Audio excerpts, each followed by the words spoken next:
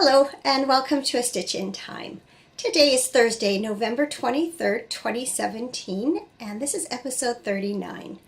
My name is Carol and my Ravelry name is Knits and Pearls. The show notes for this and every episode can be found on the blog, and you can also find them in the episode thread in the Ravelry group.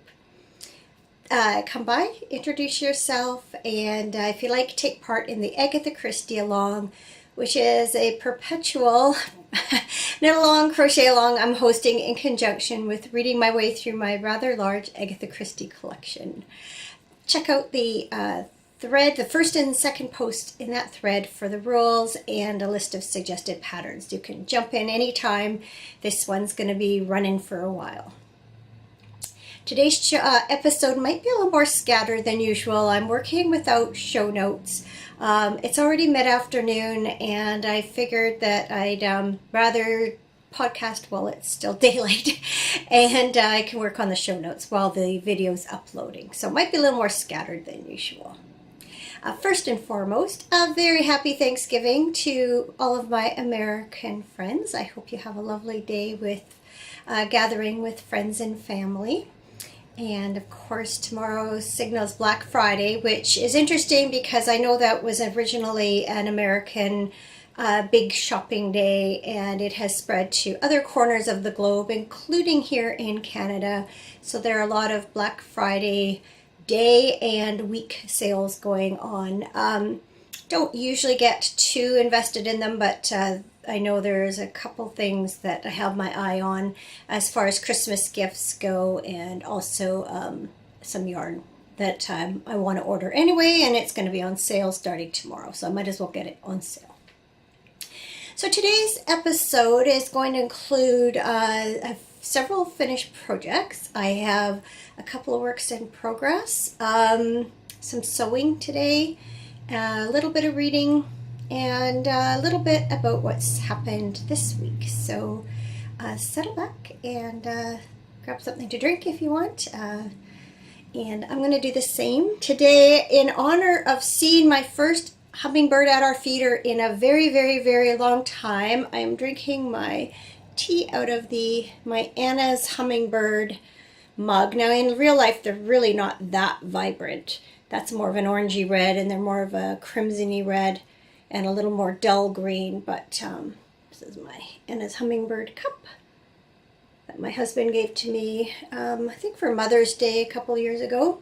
And I'm drinking pumpkin chai tea from David's Tea, which I used to really drink this a lot a couple of years ago, and this is, believe it or not, my first pumpkin spice anything this fall. So I was just gonna make my normal orange pico, and I thought, oh, why not mix it up? So I'm gonna just take a sip of that to get started. See, it's really good. Why haven't I been drinking that? And yeah, let's get going. So I might as well start with the obvious, what am I wearing, and my first finished project. So as you see, I am wearing my Chimera cardigan, and that is a cardigan by Carol Feller, and it's knit in this Blue Moon Fiber Arts cake worsted in the bittersweet colorway. And this was part of a knit along that Carol Feller has been hosting, and we knew what the garment looked like before we started, but she released the instructions in pieces over a period of about a month. So this last clue was doing the neckband and the button and buttonhole bands. So it is all finished and blocked, and I'm going to show it to you first, and then I'm going to tell you a tale of woe. So here it is. I'll stand up so you can get an idea. So it has this textured pattern that runs along the front panels and along the sleeve there, and then also I'll turn around so you can see the back. So hopefully that gives you an idea of what it looks like. And it's an A-line cardigan, so it's not meant to fit really snugly. So my tale of woe. So I re-knit the neckband and bottom ribbing and buttonhole bands twice, at least twice. I think one of them I did maybe 3 times, just trying to get it just right. I wanted to pick up the stitches in such a way that they were pleasing to the eye. So for instance, on this front button band, I had originally started out this ribbing with purl 2 here, but once I got the buttonhole band on, I realized it would look nicer if this ribbing kind of followed the line of this 2 knit stitches here, and so I ripped that back out, did it over, and then also here where the this has a knit 2 purl 2 button band, and I wanted my knit 2 to line up with, again, with this line of knit 2 stitches. So I'm very pleased that I did. I'm always pleased when I think I've done my very best to make it look good. So I'm glad I made those changes, but it was time consuming. So I think it was Tuesday night I think it was. Sorry. Anyway, I was determined that I was going to get, might have been Monday night. It doesn't matter, sorry. I was determined that I was going to finish this cardigan that night, and so I ended up staying up late finishing it off. I think it was about 1:30 when I finally went to bed. So I got up the next morning and I soaked it in preparation for blocking. And I thought, well, I have often, in my old top-loading washing machine, I would often spin out the excess water in something large that was knitted, either a blanket or a sweater. And so I put my sweater in my front-load washing machine, and I set it on to spin, and I set it on the gentlest or slowest spin cycle, and walked away. And it was a few minutes into it, about maybe 5 or 6, 7, something like that, minutes into it, I could hear it spinning, and I just had this feeling, and I went downstairs, and the machine just was spinning really fast, and I thought, oh, I don't like this idea anymore. And so I wasn't even sure if I was going to be able to get it out, because with the front loader, there are certain times of the cycle where you can't get into your machine. It's locked. Thankfully, I was able to put on pause, and the door unlocked, and I took my sweater out, and I could see immediately that it had fulled slightly. Felted is another word. I could see that did not look as it should. Here's an example. Here's my swatch, and it's very springy, and you can see the stitches are, very independent of each other, for lack of a better word. And my sweater is not. You can, it's especially noticeable. There's a line that runs here. Maybe it's easier to see it here.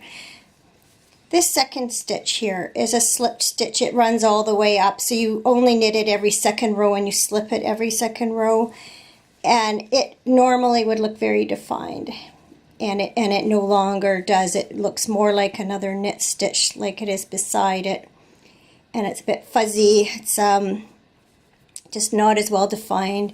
There's not as much, sproing to my knitting as there should be. Here's the ribbing, which should stretch quite a bit, and it just doesn't have that same, it gives, but not as much as it normally would. The good news is I was able to block out the sweater to the measurements on the pattern. The only part that was a bit difficult to do was with the circumference of the sleeves, and it does feel slightly tight, and you can see that the button band pulls a little bit across the shoulders here, And I feel like if this was blocked a little bit larger, it wouldn't pull so much. And the sleeves are a little bit shorter than I'd intended. I was counting on them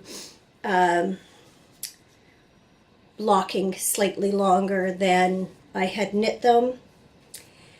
So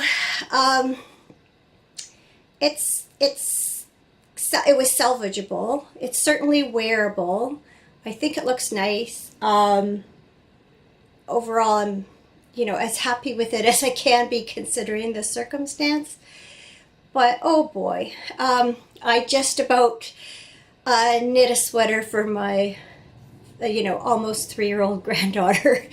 Would be super, super warm, super thick, and possibly actually unwearable. It would be so thick and warm. But I'm glad that I salvaged it in time to actually keep this as a sweater for myself. But after all that work, and yarn was not inexpensive, so I just felt sick when I realized what I had done.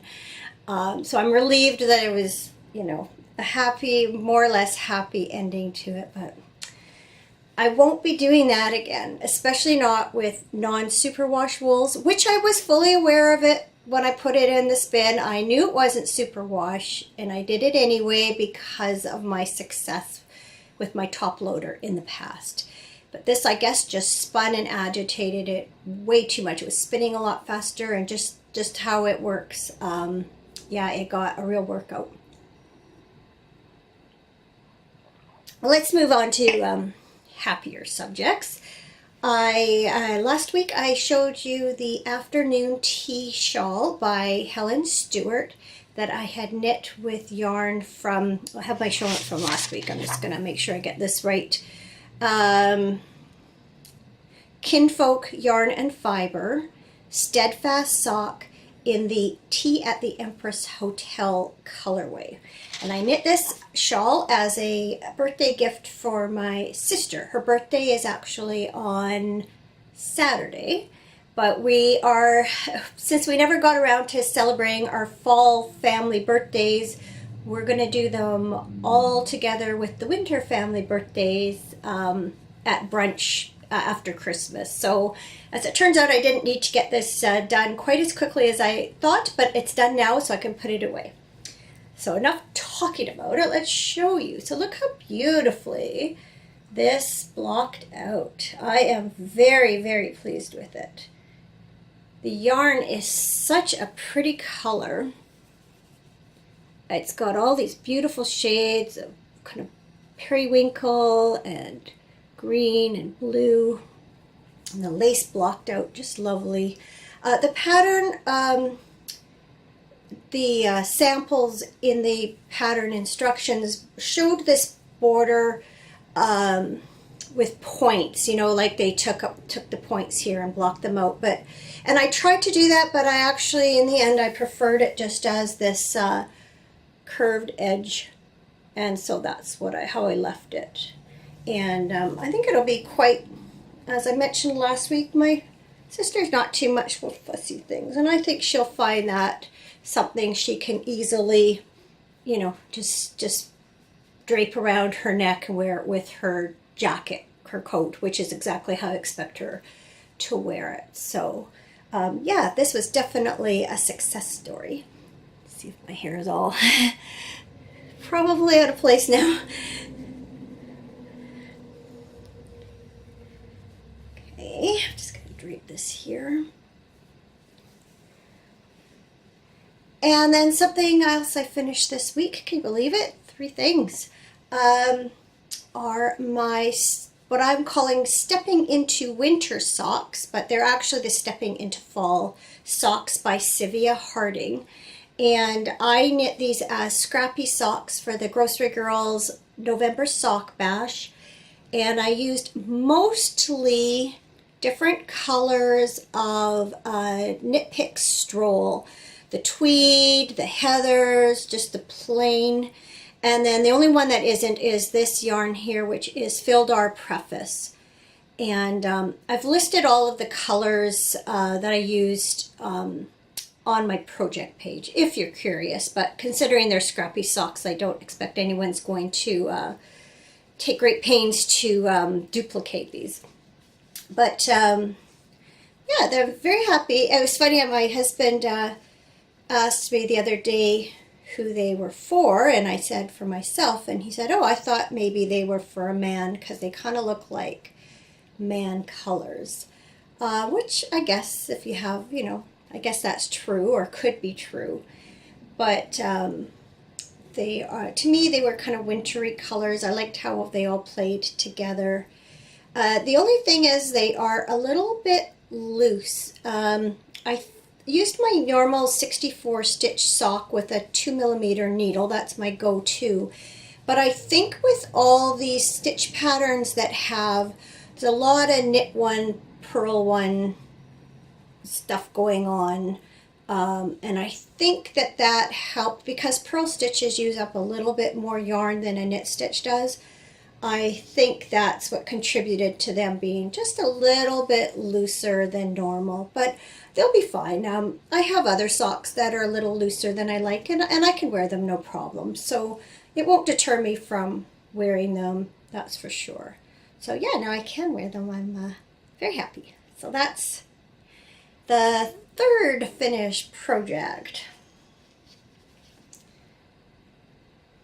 So I do have sort of another finished project to show you.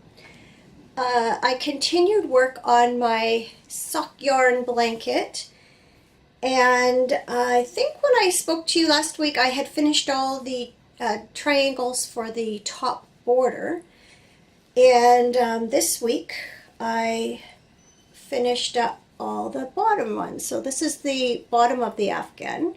These were actually this is my very first square that I did. So I have inserted triangles along the bottom edge now.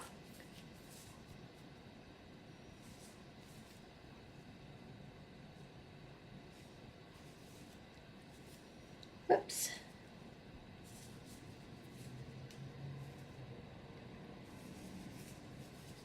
So there. So all that remains to be done on this is the border. So I still have not had a chance to get out my yarn and play yet, but I'm going to try an I-cord border first and just see how it looks, and then I'm also going to try a crocheted border and then decide which I like better. So those are the two choices I'm considering, and it'll depend a lot just on just the look of it, what I think looks best. So this felt like such an accomplishment to actually finish the main knitting on this blanket. It's been going for, I think it's coming up, I want to say coming up 3 years in January, I think. So it's been a long time in the making. I could be wrong, it could be 2 years, but I think it's 3. I'll put a thing on here. I'll go and look. But anyway, yeah, even if it's just 2 years, that's a long time to be working on a project and to see it finished. It gives me quite a great sense of accomplishment. And then finally, my other last work in progress are my socks for my sister Jacqueline for Christmas. And they're just plain vanilla socks. I'm knitting out of this Ancient Arts yarn. It's the merino nylon fingering sock in the Maine Coon Cali colorway, and that's for her knit in honor of her cat. Oops, sorry, I just jiggled the camera. In honor of her cat Sloopy, who is a Maine Coon. So this is sock number 1. So I showed that to you last week, and I got quite a bit done on sock number 2. So you can see I have turned the hem. Whoops, let's move that out of the way. Oh, that's just the needle. Okay, yep, turn the heel and working my way down the leg.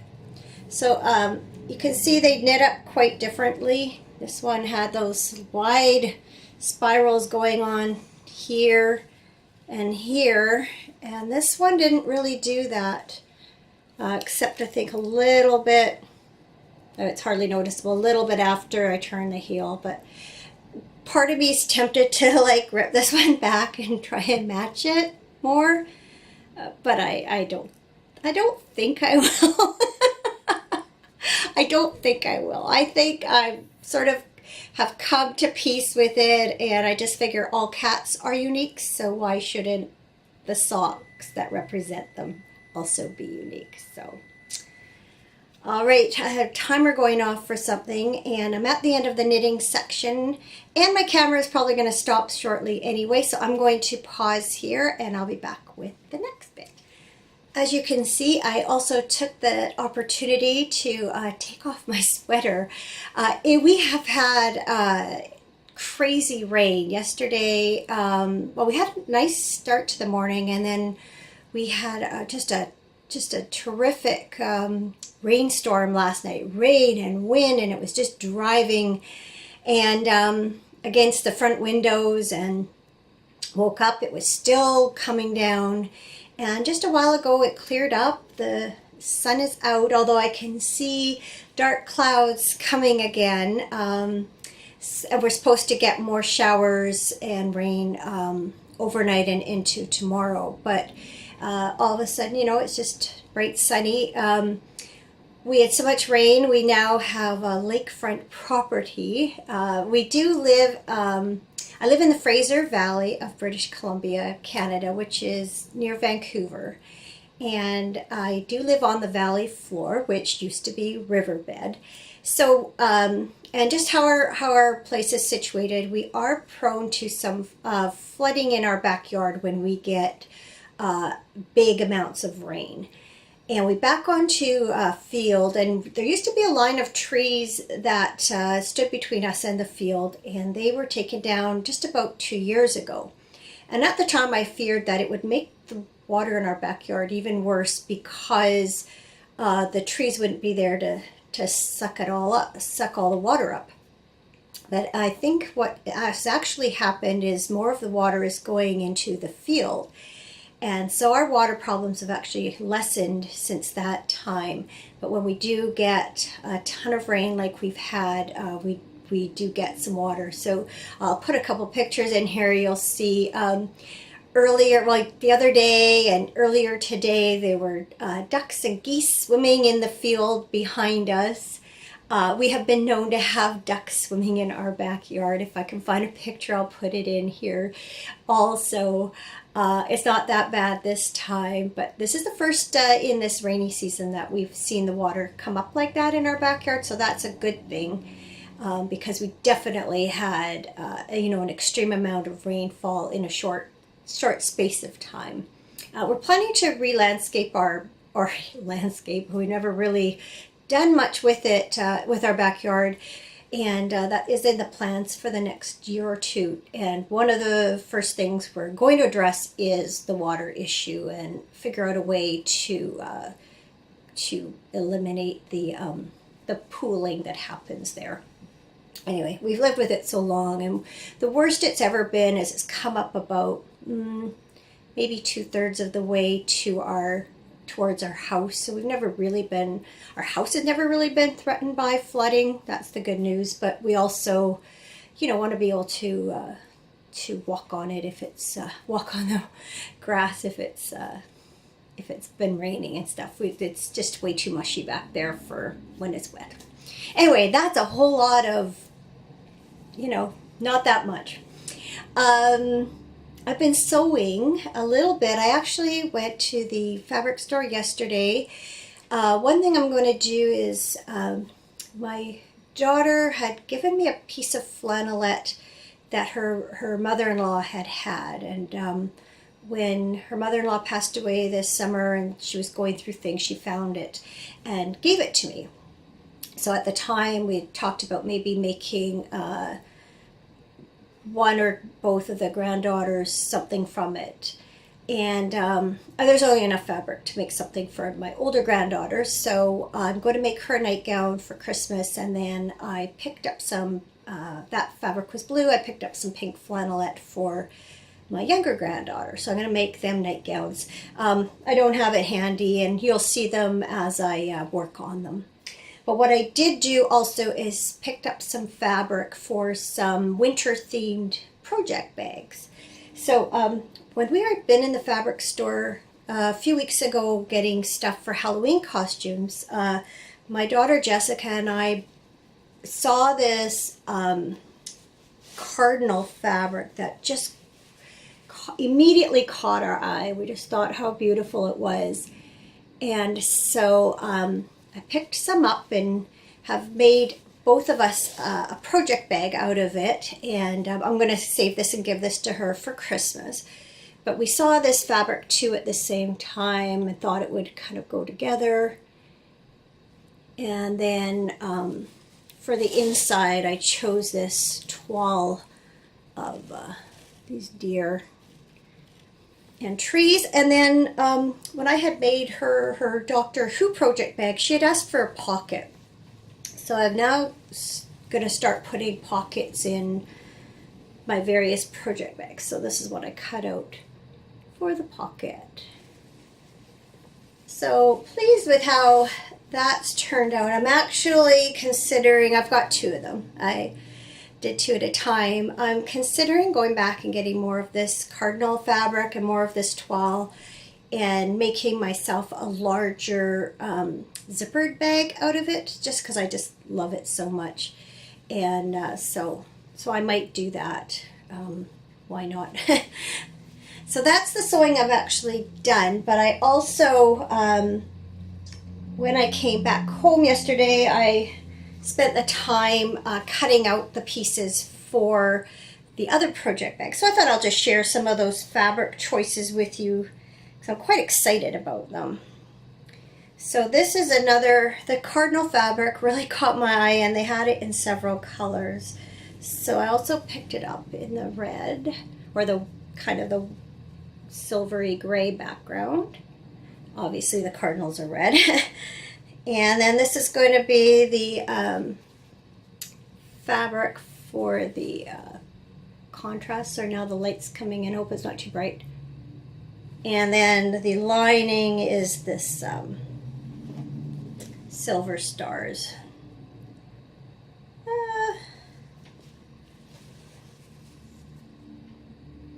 I think that'll look nice. So basically have enough fabric to do two of each.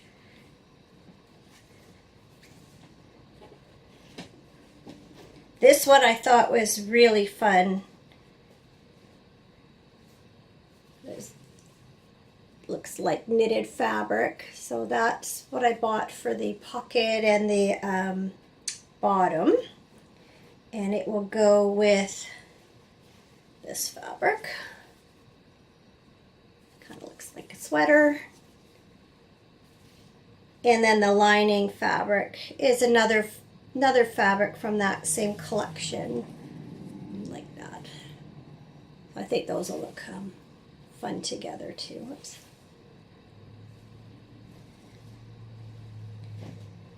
And then more cardinals. It also came in green. So I've matched that up with this fabric for the contrast. And then this for the lining. So I was very deliberate about not getting anything that was specifically Christmas, because I thought I'll just make winter ones so they can be used longer.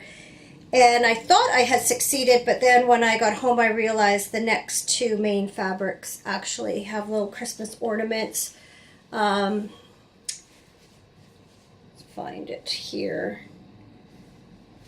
It's on this side. Yeah. So this is the main fabric, and you can see there's a little Christmas ornament hanging there that the deer are playing with. So I bought this to use as a contrast. And then the same fabric, only in white, for the lining. And then I think aside from the cardinals, my favorite fabric was from that same collection. And it's this beautiful one with birds on it. Can you see the owl there? There's the owl.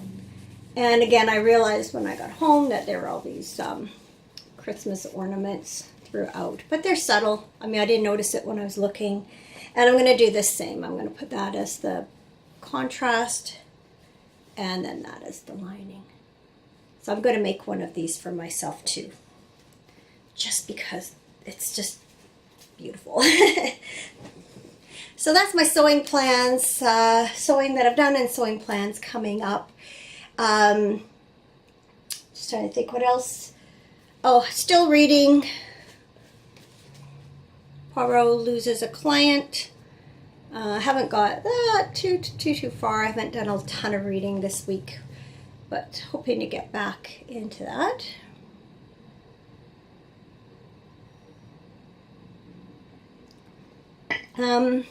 Before I go further, I just wanted to say a real quick word. Last week I did the knit life survey, and I mentioned 5 podcasts that I really like to watch and recommended. And what I neglected to do was talk a little bit about the podcaster who actually tagged me to do it. Jenny from the Lucky Jenny Knits podcast. I did mention her, and I did put her YouTube channel up, but I should tell you a little bit about her. That was the whole purpose. And I apologized to her, and she said, "Oh, don't worry, but I feel like I just want to take a minute and just tell you a little bit about her podcast."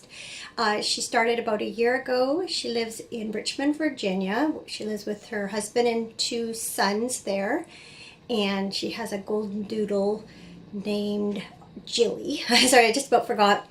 But she's knit quite a few sweaters. She just knit a beautiful stag head pullover to wear to Rhinebeck. It's just exquisite. And unfortunately, she has a kind of a lingering problem with, I think it's with her shoulder, so she's not going to be knitting much for the near future, but she is going to take sewing lessons after Christmas. So that'll add a new element of craftiness to her life. I went through something similar a couple of years ago with my shoulder and elbow and had to cut back on knitting some, but I never had to eliminate it. And physiotherapy and doing all the exercises, steadily, and stretches and things that were recommended, it did eventually heal itself, although it flares up a bit if I knit too much, go figure. But hopefully she'll be back in the saddle soon and be able to knit as much as she likes. So anyway, Jenny, again, thanks for tagging me in that survey, and hope you're doing better soon. So this week, I mentioned last week that I remembered that Murder on the Orient Express was now out in theaters, and so my husband and I had a date Saturday and went out to see it. So we went to the 4:30 show and went out for dinner afterwards. We don't go out on dates that often, so it was kind of fun. We had received movie passes in the summertime as part of a prize for a golf tournament. So it got us 2 admissions and a big thing of popcorn and a couple of drinks. So that was it was a good deal. We only used one. We got 2 certificates, so we still have another movie we can go see for free. So I would love to say that I loved it, but I only liked it. I don't want to spoil things for people who may not have seen it. I will leave my comments to especially having read so much Agatha Christie lately and getting a real sense in my mind who Hercule Poirot is and how he operates and his personality. I wasn't altogether happy with this movie's interpretation of his character. While he is rather conceited thinks very much of his own abilities. He's not really, he doesn't really put other people down. I found the movie portrayal, I thought he was a bit rude sometimes and sarcastic, and that's not really how I see him. So I almost see his conceit as not even being aware of how conceited he is in the books. And also they injected some, what I thought was sort of unnecessary action and drama into the movie. But I also understand that to make things maybe more exciting, that could be necessary in a visual interpretation of a book, as opposed to reading about it and the intrigue building. Perhaps that they felt that was necessary to liven up the film. Other than that, I thought that there was obviously some excellent actors in this film, and I thought they did a great job. And overall, just to take it as a standalone and not try and compare it too much to the book, I did enjoy, I found it entertaining. So it wasn't a total waste of time or anything, but if you're looking for an absolutely pure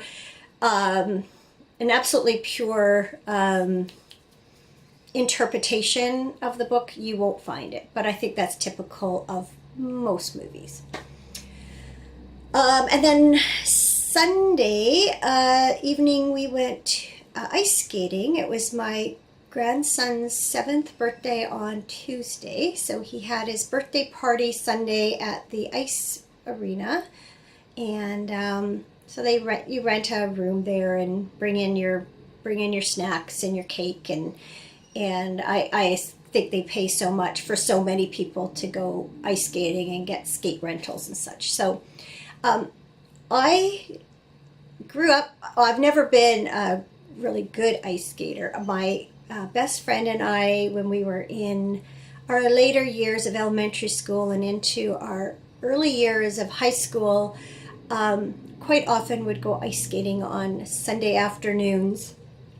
And she gave me my first pair of skates that she had outgrown, and she taught me how to skate. And I've never learned to actually stop properly. When you slide and go and the snow comes up, I've never been able to stop like that. I just slow down. But and I hadn't skated for a few years, and before that I hadn't skated for a lot of years. So it took me a few minutes to kind of get steady on my feet, get the feel of it again. But once I did, I felt comfortable. And it was fun because my granddaughter, she's just about 3, so she was using, this looks like a big metal walker or bars.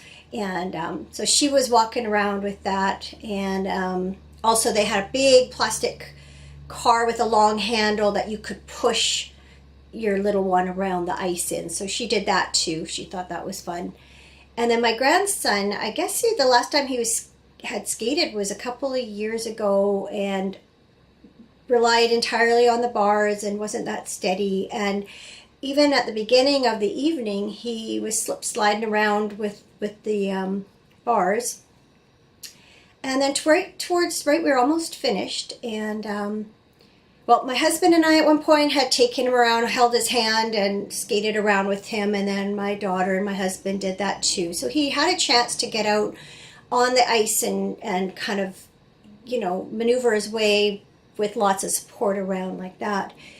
And then by the end of the evening, he was standing by the bars and he said, look what I can do. And he let go of the bars and he was standing there balanced on the ice. And then he just decided he was going to skate, and he let go of the bars, and there he was skating. I mean, it was more walking on ice than skating, but still, he wasn't sliding around, and when he lost his balance, he was able to catch it again. And so it was really cool, and I had my camera with me, so I caught it on video, so his mom has a copy of that, because that's pretty cool to catch your very first ice skating. Anyway, that was really cool. And then my older granddaughter, she had skated before and she was able to skate independently. She's still a bit unsteady and slow, but we had fun skating around together. So it was a good time, really fun evening. I it's one of those things I don't know why we don't do more often. We used to take our kids skating quite often, and I've always enjoyed it. My husband's quite good. He skated too growing up, and he's very comfortable on the ice. But yeah, we should do it more often. Just add another thing to the list, right? Of what we should do.